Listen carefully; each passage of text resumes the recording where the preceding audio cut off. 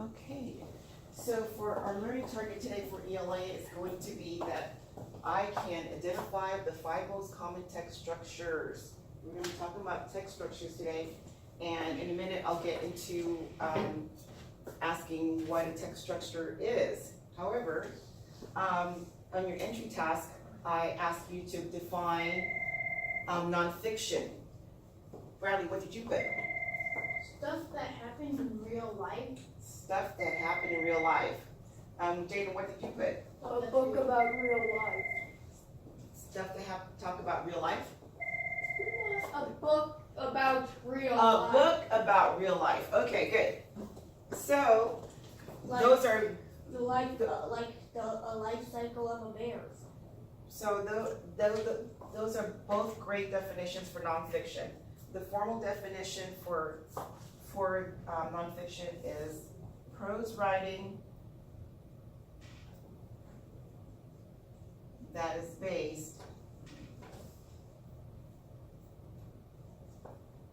on facts, so it's gotta be true, real events, so it actually happened, and real people. Oh, I know a book about real people. So I'm still doing the definition, just a minute, such as biography or history. So, Bradley, you were just talking about knowing a book about a real person, Yeah. so that would be called what? Biography, and the person it's about is Marilyn Monroe. Marilyn I Monroe. think it is. Okay, she's a real person. And I remember the initials to the person that wrote it. It's DS. I forgot what his name was, and it's actually a pretty good book. Okay, It's got true facts about her too. yeah, so that's what a biography would be all about. Jaden, you had the hand raised. What does prose mean? So prose is a form of writing, okay, that you're writing, like you're telling a story, Okay. okay? Okay, so I can identify the five most common text structures. Text structures, anybody know or remember what that might be? Take a guess, Jean. Drama is one. Drama is one. Nonfiction. So you're saying that that's a text structure, drama? Is, Yeah, it's basically like a comedy or a Uh-huh. tragedy, you know, like a script. okay, so you're, so, That's a common text structure for actors. so we learned that before, but I think you're confusing what a text structure You is. don't even know what a text structure is because you haven't defined it. That's right, because I was trying to figure out what you know. Okay? So if you don't know it, that's fine. That's what we're here for, to learn. Text structure refers to how author organizes the information he or she wishes to present. And Oh, we're going to, and both of you guys are good about reading a lot of books, and I'm pretty sure you've seen the way the author organizes the story in the book. So, we talked about text structures are used in nonfiction writing. Text structure refers to how the author organizes the information he or she wishes to present. Okay, so I'm going to give you these two handouts so that you can follow along, and then you can make your notes as we go into text structures a little bit deeper. So understanding how information is organized help us to comprehend what we read. Because just think about it, if you were to open up a book and all the information was just all over the place, Would it be easy to read? No. No. So it has to be organized in some type of way, right? Okay, so that's what a text structure is all about. Okay. Authors who use text structures to organize their nonfiction writing basically help readers learn and retain what they have read. And basically, you were talking about the nonfiction book, Marilyn Monroe. So think about it, that it's organized in a certain way so that you can remember some of those real life events that occurred in her life, okay? Okay, we're gonna use soccer today to explore the text structures. So there's 5 of them, and that's what our learning targets are talking about. We're gonna identify 5 common ones, and you will learn those today. Miss Brown? Yes. I realized if you look on a soccer ball, around one black square, there's 5 white squares. 5. Okay. So the first text structure we're going to talk about is called description. Okay, so basically you ask yourself, is this piece of writing describing something? Yeah, topic in a bunch of details. It describes them. Okay, so you got detail, detail, detail, detail, detail, details. Okay, from all of these, you have all these details from one topic.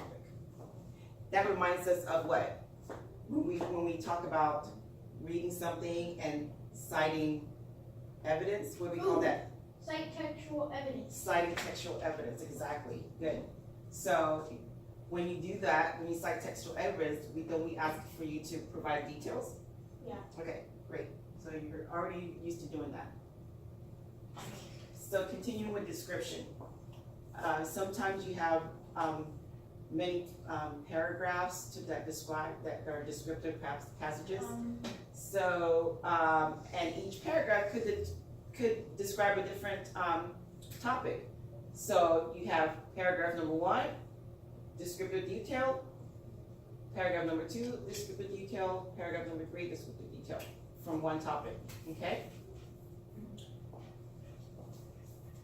So, and all these details don't have to relate to each other. You have your topic, you have one descriptive detail here, another one, and another one. So 3 different paragraphs for the same topic. Okay, so let's take a look at the first example. Soccer is one of the most popular sports in the world. Millions of people play soccer. It is a fairly simple game to learn. Players try to move the ball down the field and kick it into their goal. However, a goalie stands in front of the goal and tries to block any shot the other team makes. If a team gets the ball in the goal, they score 1 point. Players need to know the rules. You are not allowed to touch the ball with your hands unless you are the goalie, or you are throwing the ball onto the field from the sideline. You are also not allowed to tackle other players. The referee watches to make sure each player follows the rule. To play soccer, you need just a few items. You need to have a ball, a large area of grass, and goals. Many players wear special shoes called cleats. These shoes have points on the bottom to help players run without slipping. Many players also wear shin guards. These protect a player's legs from getting kicked. Okay, so there's a lot of descriptive details in this little short passage, okay? So, what makes that piece have a description structure? So let's take a look at it. Our topic is soccer. So let's go through this one first, and then the next one we'll try to see if you can figure it out for yourself. So paragraph 1, you could talk about descriptive detail, how the game is played. So make sure you write this down.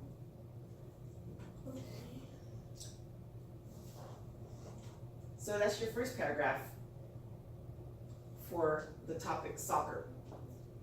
You're going to provide all the details regarding how the game is played. And it talked about what? You have sort of like in paragraph 3, I think it was. You had special shoes. is that talking about how the game is played? No. Okay. No, that's just an item that's Okay. useful. So, what else, what is it they talk about how the game is played in there? Do you remember? It is a very simple game.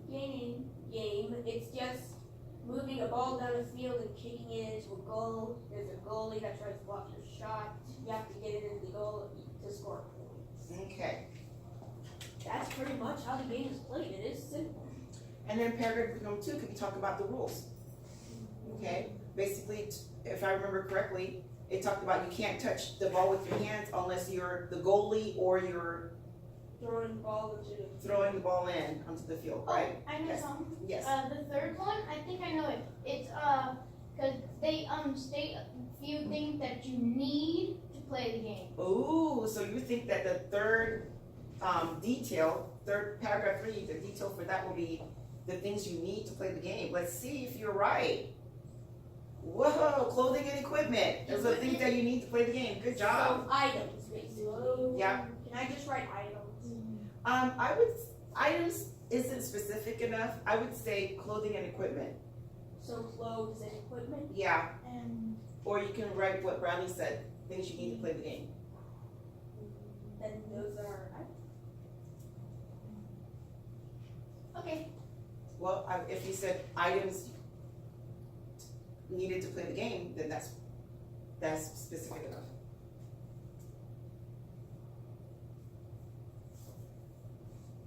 Okay. There. There. Okay, so that was the first one. Here's number 2, sequence. So the second common text structure we're talking about now is sequence. Is this piece of writing telling me the order of events? So, for example, when we're going back to the Marilyn Monroe book that you're talking about, Yeah. they probably talked about when she was little and then when she grew up. Yes. In fact, it actually started. It said July 19 something or 18 something. Probably 19 something. No, it was when the grandfather was born. Oh, really? So it And started. got married, and then it had those children and those children. Okay, so it's going in some type of order, and then it basically then showing Yeah. probably when she was born and then she was growing up. Okay, cool. So Yeah. that's called sequence. Okay, so first so you have first, next, and then finally. So look at that one. See how that one has 1850, kind of like Yeah. what you were talking about with Grandpa, and then the next date, and then finally the final date there. 2016. I wonder if there's still a Monroe living. There are probably some family members, because think about a lot of families, you either have like aunts and uncles and cousins that are all kind of related. So there might be, never know. Okay, so let's look at this one for sequence. Still talking about soccer. Soccer is a game that has been played for numerous years. In fact, many people believe that it began in England over 800 years ago. About 200 years ago, in the early 1800s, boys in England played a sport like soccer, but they called it football. Which is how it got its nickname, football. Yes. However, each school made up their own rules. In 1863, a group of players met and wrote official rules for soccer. Soccer started spreading to other countries. In 1904, an international group called FIFA formed to make sure that every team around the world followed the same soccer rules. Today, soccer is one of the most popular sports in the world. Okay, so what is something that you notice about sequence in here that it has? It labels dates, Dates, exactly. starting with the early 1800s. Early 1800s. to nowadays. 1863, 1904, and then finally it's talking about today, present day. Okay, good. Which means 2018. Yes. Or Okay. whatever this was. So now the second text structure we just learned, sequence. So let's take a look at that. What makes that piece have a sequence structure? Let's take a look at it. Kind of like what we just talked about. It started in England 800 years ago. early 1800s, and it was Wait. called football. I'm gonna just have, these will be up here for you to see. Can I move a bit? Yes, of course. 1863, soccer rules were, written. So all the dates we just called out, they have it here in the sequence. 1904, World Soccer Group formed called FIFA.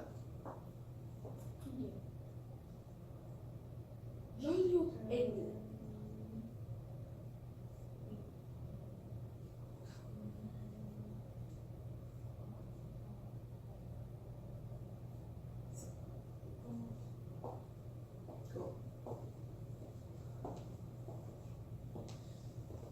And Miss Brown, yes. if soccer is also got a nickname as football, how did they why did they call football the one with the round egg shaped ball? Well, so Why is it called in football? You don't in even- Europe, where this started, their football is played with this ball looking like what we now know as a soccer ball, with our feet, and we play it with our feet, right? which Yeah. So Yeah, then football. think about how the United States developed, and then they wanted this type of game with a ball, and they came up with a football, and so their version is just a little bit different because so it's more American football versus European football. Does that make sense? Because they don't play American football in Europe. They don't throw balls? They don't play American football in Europe.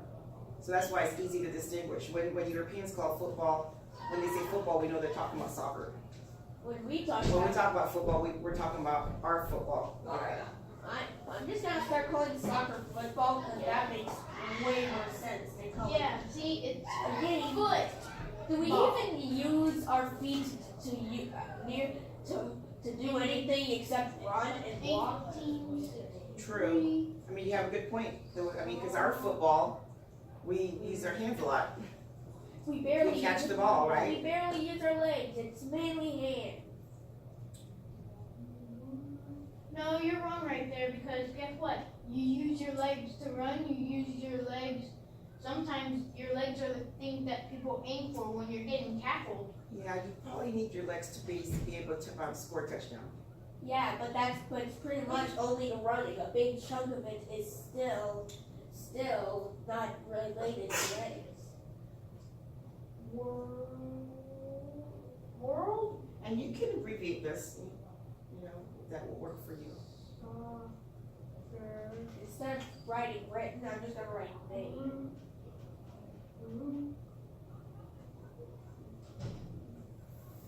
You can just say 1904, FIFA formed. Oh, that is Called FIFA. Done. Okay, good.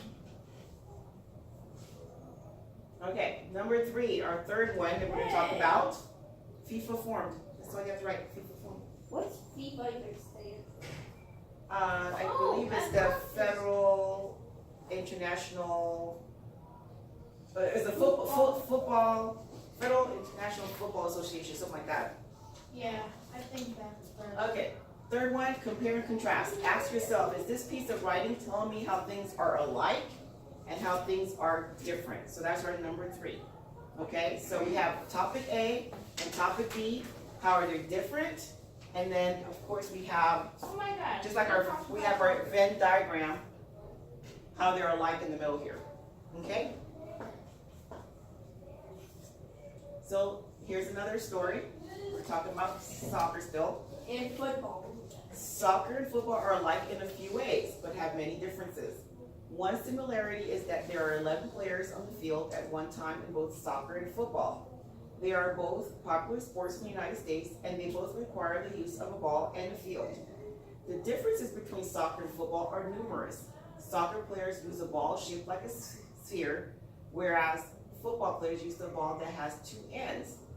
In soccer, players are trying to send the ball in the goal, However, in football, players are trying to get the ball in the end zone or through the goalpost.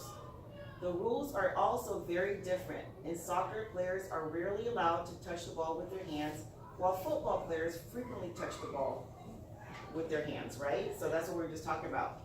Football players are allowed to tackle, but this is forbidden in soccer. I mean, that would be a serious penalty if you did that in soccer. These are just a few ways that soccer and football are different. Nonetheless, most people agree that both soccer and football are fun sports. So compare and contrast. How are they different? How are they alike? Let's take a look. Football players have masks. Okay, so we'll go through this together. Soccer and football, we'll go ahead and label. That's in soccer. And you don't have to put both sports in there because in the middle there, we're familiar with the Venn diagram. That's going to, we know that that's what they should have in common, what they share in common. So sports.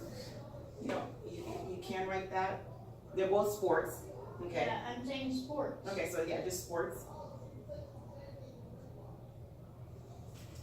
Kick. The The- ball can be kicked. Yeah. Oh yeah, because they run down the field to kick it into the goal. Oh my god, that's a lot. 11 players. I only made it a bit as I saw these. They're both popular. All you have to do is write sports, kick the ball, 11 players. I wrote 11 players, popular in the U.S. and Molly Field. How's that alike? It says here that they're both popular in the United States and both required to use for both. Oh, okay, I see what you're saying. So the balls are different. Okay, I have a question. Yes. How is a soccer ball? Oh, spear is circle. A 3D circle. Wait. So we have the different shaped balls. You have a goal for soccer, you have an end zone for football. You rarely touch the ball with your hands in soccer, and in football you frequently touch the ball with your hands. Or always you need. Tackling is forbidden, you can't do that in soccer, but you can do that in football. So basically, no touching.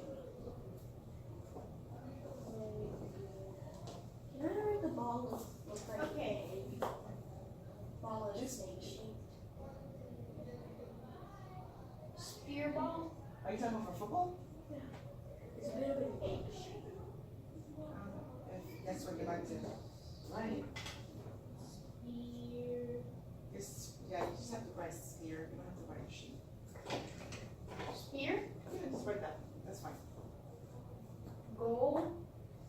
Mm-hmm. Rarely touch. Ball. Or yeah, you don't use your hands, yeah. No Rarely, hands. rarely use hands, I would say rarely use hands. No hands. Well, you have to use some to throw the ball in, and the goalie uses the hands. Okay. So rarely use hands. How come I feel like I'd be best at soccer? I mean, soccer's a good sport. I think I'd be good at that. Use hands. You might want to try it this summer. Who's are they use? And then you could say tackle.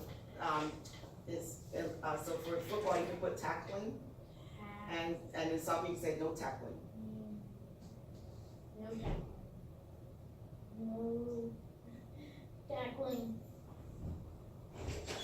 I like that rule with soccer because no one gets hurt when they get not tackled. But in They only get football, hurt when they get hit in the knees. Okay. yeah, and also football, too many people get hurt because of that tackling. Don't you agree? Well, you can get concussions in soccer too, because there's a lot of times people, Fall. you can hit the ball with your head, and a lot of times people bump heads, so. Both sports, you can definitely have some serious injuries. I ain't gonna hit any ball. So let me see Whoa, where, you just so can you tell me if you need a little bit more time? I would Anytime. like some more time. Thank you. Okay, Barely. How do you spell using? for what? Using. Barely using your hands? Okay, so how do you spell use? U-S-I-N-G, using. Hand. Okay, so end zone. Zone. Wait, isn't the end zone football? Yes, but they also have, well, no, they have the field goal and then they have the end zone. The field goal, you kick the ball through. No, but If you wanted to try sports, you should be out of bed at this concussion. touch ball. Can I do touch ball instead of For what? touch ball football? Football, touch ball. You just say, use hands. Use hands. Okay, Good? Okay, number 4. cause Let's- and effect. Let's try to get through all 5 of these. Number 4, cause and effect. Is this piece of writing explaining why something happened? Here's the cause, here's the effect of the cause. Always explain the effects of what will happen. Head injuries account for between 4% and 22% of all soccer injuries. These can result in concussions. A concussion may occur when someone's head strikes an object. The most common cause of a concussion during soccer is when one player's head strikes another player's head, like I was just talking about. The second most common cause of soccer-related concussion is when the ball is kicked from close range and hits a player's head. Heading the ball does not cause head injuries as long as it is done properly. There's actual technique to be able to head the ball. Okay, I so wanna know how. James got his hands up. Nice hand raised. Thank you. What's a concussion?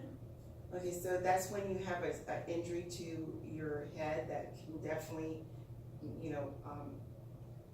have some type of injury to your brain.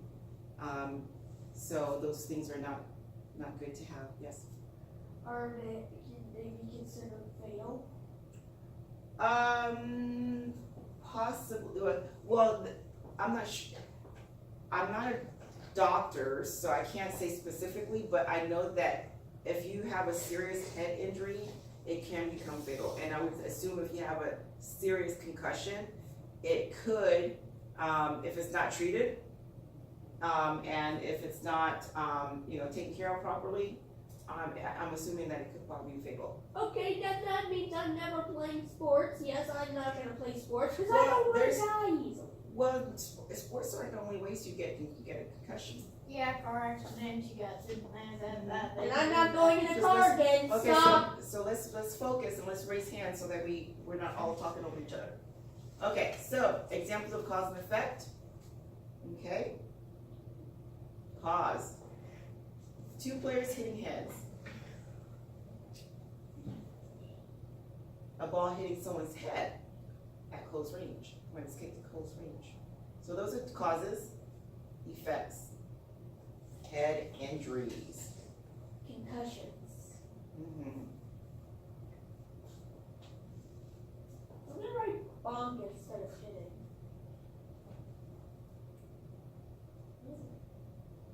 So you have 2 players hitting their heads together, or you have the ball hitting you at a close range when it's kicked. You will definitely have, or could definitely get a serious head injury. Okay, so ball hitting head.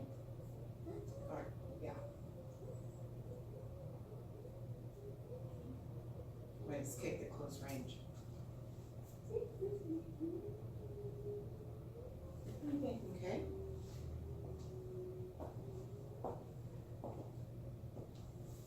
And then we have the head injuries.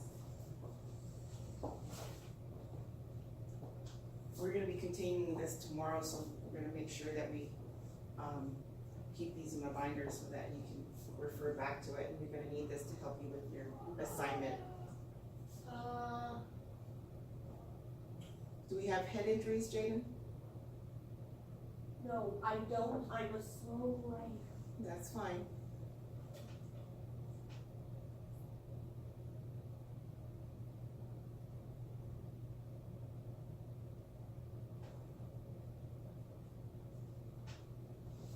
And I'm very space.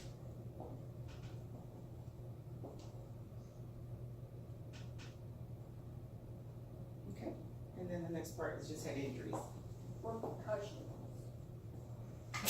Can I right? Concussion. Well, I would just put head injuries, cause it could be all kinds of different types of injuries. Is there? Okay, and last one, number 5, problem and solution. You have to ask yourself, is this piece of writing telling me how a problem can be solved? Okay, so we have problem, possible solutions. Okay, continue with soccer. Professional soccer players head the ball thousands of times during their careers. Doctors are unsure whether players that repeatedly head the ball are most susceptible to later head injuries. Therefore, many parents and coaches are choosing to take steps to protect young players. What are some possible protections? Make sure children learn how to properly head the ball. That's number 1. You need to definitely have proper technique. Use the proper size ball for the age of the players. Smaller balls are less likely to cause injuries. If you're a young player, you don't want to be using the bigger ball that one of the older kids or adults would use, okay? You might actually get your head crushed. Just depending. Man, Okay, hold up. Let's remember to raise our hands so that we're not just talking out. Make a no heading rule for the younger players, okay? So when you're little, most coaches and parents for sure don't want you heading the ball yet because they feel you're too young. Yes. anyway, I saw someone with their kid once outside, and that person had a large beach ball. Okay. It's like store-bought and it's already pumped up. And he was playing that with a little 2-year-old. Yeah. And it's very light, thank Lord. Okay. So let's take a look at it. Problem and solution. Okay. What makes the piece have a problem and solution structure? Let's take a look. Problem. Head injuries. And you don't have to write during soccer, just write head injuries. Okay?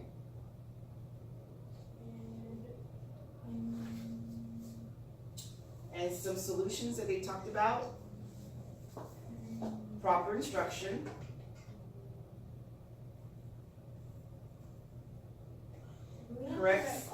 Correct size ball. And no hitting for younger players.